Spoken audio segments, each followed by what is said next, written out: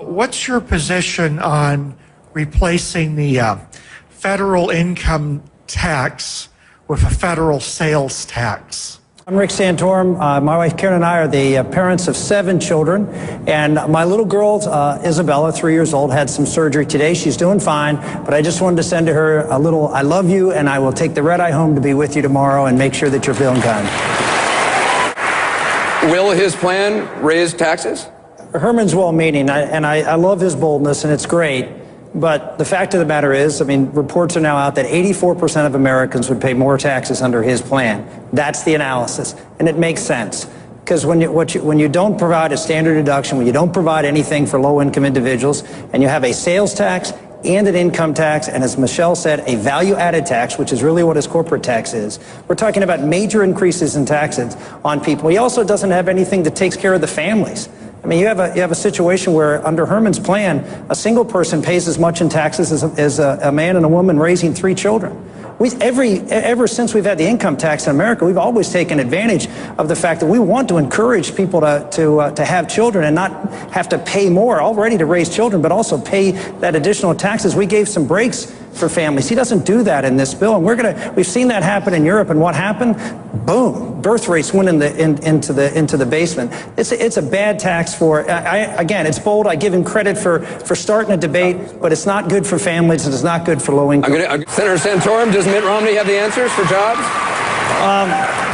I agree with all of what Governor Romney and Governor Perry said. I would add the fact that I've put forward the plan that's going to allow for income mobility. That's a new term, but I've been using it for a long time, which is people at the bottom part of the income scale being able to rise in society. Believe it or not, studies have been done that show that in Western Europe, people at the lower parts of the income scale actually have a better mobility going up the ladder now than in America.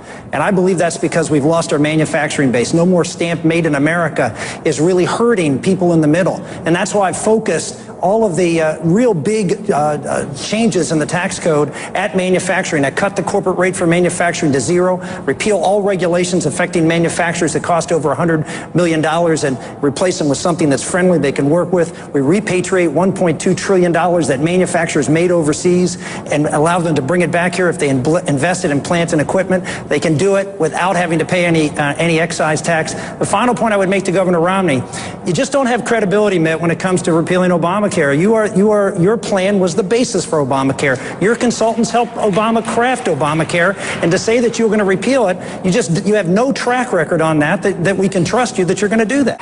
Mitt, the governor of Massachusetts just is coming forward saying we have to pick up the job left undone by Romney Care, which is doing something about cutting health care costs. What you did is exactly what Barack Obama did, focused on the wrong problem. Herman always says you got to find the right problem. Well, the right problem is health care costs. What you did with a top-down government-run program was focus on the problem of health care access. You expanded the pool of insurance without controlling costs. You've blown a hole in the budget up there, and you've authored in Obamacare, which is going to blow a hole in the budget of this country. Senator Santorum? Yeah, I'd like to address the issue that the gentleman brought up, which is what are we going to say to the Latino community? And not one person here mentioned the issue of family, faith, marriage. This is a community that is a faith-filled community, that family is at the center of that community. I disagree in some respects with Congressman Paul, who says, you know, the country's founded on the individual. The basic building block of a society is not the individual, it's the family. That's the basic unit of society. And the Latino community understands that. They understand the importance of faith and marriage. They understand that bond that builds that solid foundation and that inculcation of faith and religious freedom. And I think the Latino community knows that's at stake in this country. There's a lot going on right now that's eroding our religious freedom, that's eroding the traditional values of marriage and family. And there's one candidate up here who consistently sounds that theme. Look, I'm for jobs too. I've got an economic plan. I agree with everything that's been said. But we keep running roughshod over the fact that the family in America and faith in America is being crushed by the courts and by our government, and someone has to stand up and fight for those instances. Yeah, my question is, those of us who own property here in Nevada have been devastated by the real estate bubble. What would you do as president to help fix the overall problem of real estate and foreclosures in America? It's a situation right now where obviously the market's has been decimated. And so now you're looking at how do you repair. The problem is, in the first place, is that several people up here, the quote business people, supported the TARP, supported the bailout. Governor Perry, Romney. No, you wrote a letter on the day of the vote. You wrote a letter on the day of the vote, Governor, saying to vote for the plan. That's what you, I mean. That the letter's been. Yes, you did, Governor. You'll have a chance to respond. Let me finish. With you. So you supported it. Governor Romney and Herman Cain all supported the TARP program, which started this ball rolling. Yeah. I mean, you guys complain about Governor Romney flip-flopping. I mean, look at what's going on here. I mean, the bottom line is you all supported it. You all started this ball rolling where the government injected itself in trying to try to fix the market with the government top-down trying to do it and manage decline. And what happened was people who did things that were wrong, invested in things, took risks, were bailed out, and the folks who were acted responsibly are now getting hurt because their houses have gone down in value. We need to let the market work, and that's what hasn't been happening so far. Should voters pay attention to a candidate's religion? I think they should pay attention to the candidate's values, what the candidate stands for.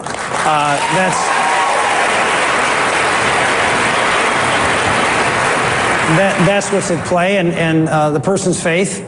And you look at that faith and what the faith teaches with respect to morals and values that are reflected in that person's belief structure. So those are important things. I'm a Catholic. Catholic has social teachings. Catholic has teachings as to what's right and what's wrong. And those are legitimate things for voters to look at, to say if you're a faithful Catholic, which I try to be, fall short all the time, but I try to be. And it's a legitimate thing to look at as to what the tenets and teachings of that faith are with respect to how you live your life and how you would govern this country. With respect to what is the road to salvation, that's a whole different story. That's not applicable to what the role is of being the president or a senator or any other job. A Twitter question.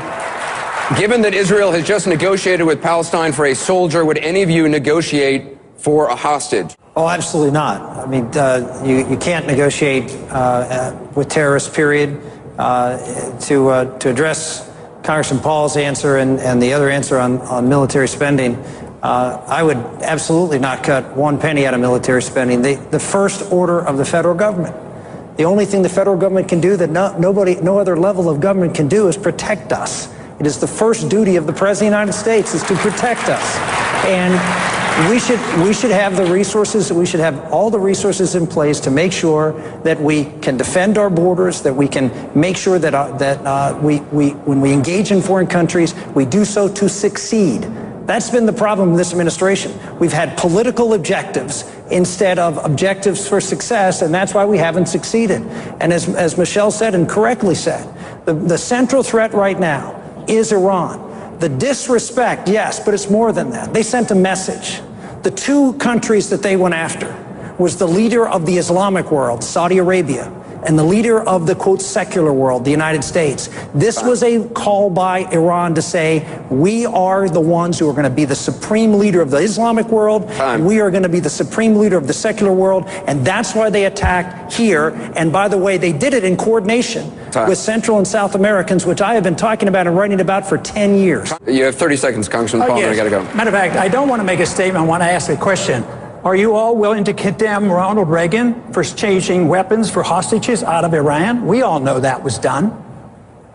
That's not, Iran was a sovereign country. It was not a terrorist organization, number one. They were our good friends. They're not our good friends, but they're a sovereign country, just like the Palestinian Authority is not the good friends of Israel. He negotiated for hostages. There's a role, we negotiated with hostages with the Soviet Union. Now, we've negotiated with hostages, depending on the scale, but there's a difference between releasing terrorists from Guantanamo Bay in response to a terrorist demand. They're all suspect. They're not terrorists. You haven't convicted them of anything. Than negotiating with other countries where we may have an interest, and that is certainly a proper role for the United States. We got to beat President Barack Obama in this next election.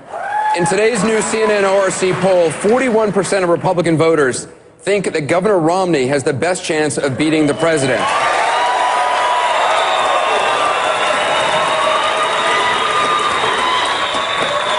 To Senator Santorum, you got 1%.